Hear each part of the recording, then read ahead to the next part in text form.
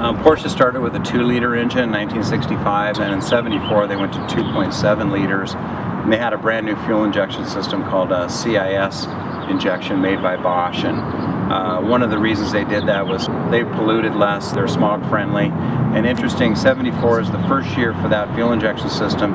It's the last year they didn't have any smog equipment on it. In 1975 they added air injection. In 1977 or 8 they started adding catalytic converters and things like that. So, and the cars got heavier, they ran hotter, and so 74 is a really good year. And some people say Carreras are just the same as a regular 911S. They have a wider flare in the back. They did a few other things to the Carrera. They had, I think, bigger sway bars. Almost everyone I've seen, I think all of them had leather front seats. The coupes all had electric windows. They have a fatter grip. They call it the sport steering wheel. That's kind of unique to the Carrera. It was optional on the other 911. So they actually had more features than even the 911S. So it was the most expensive one you could buy at the time. About a year ago I decided I'm going to full-time go into Porsche restoration. So that's what I do today. About 20 years ago I bought my first Porsche, and about 10 years ago I started restoring them, and I was able to start acquiring some Porsches and build up a little collection. I've been a Porsche fan since about 1974.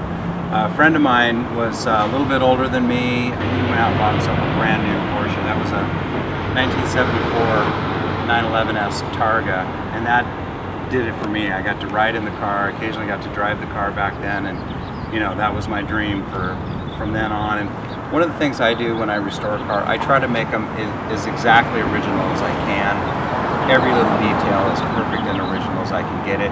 I try to preserve as much of the original car as I can. If it's got a nice interior, decent carpeting, whatever, I try to preserve that. But then I try to, I have to address issues like paint color changes and poor paint jobs and so forth. When I got the car, it was actually in really good condition. It had always been kept in the garage. It was very original. It had been painted white. I realized right away, rather quickly, that wasn't the original colors. A little more research, I realized the actual color was salmon metallic, which is a unique, really beautiful color.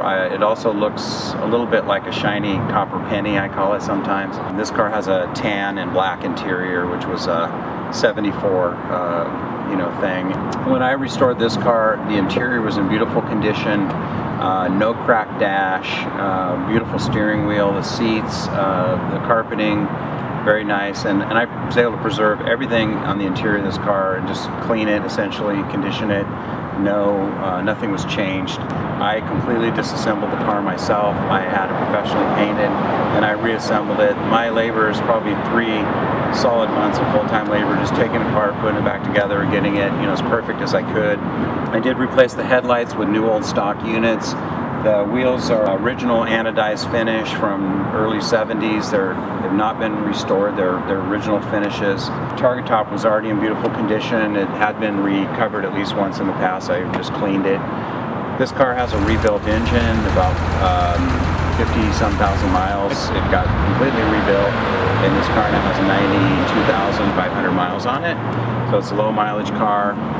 Numbers matching. The transmission is a correct 74 Carrera transmission. Speaking to the second owner, he owned the car since 1976.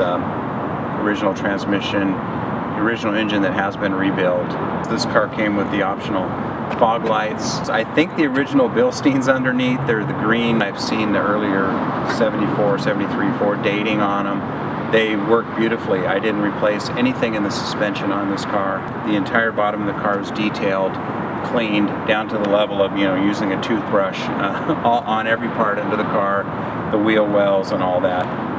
The whole bottom of the car is original paint and finishes. Nothing's been repainted. Nothing on the floorboards touched up, and I've got photographs of the bottom of the car, and it looks factory new. This Porsche has the original owner's manual and warranty book with many of the dealer stamps from servicing in it. Sidney Wick's name and address is in there from back in the day. Original touch-up paint, the original toolkit, the jack, the electric pump to pump up the Space Saver spare. Engine's been completely detailed, resealed for any oil leaks. It has no oil leaks at all.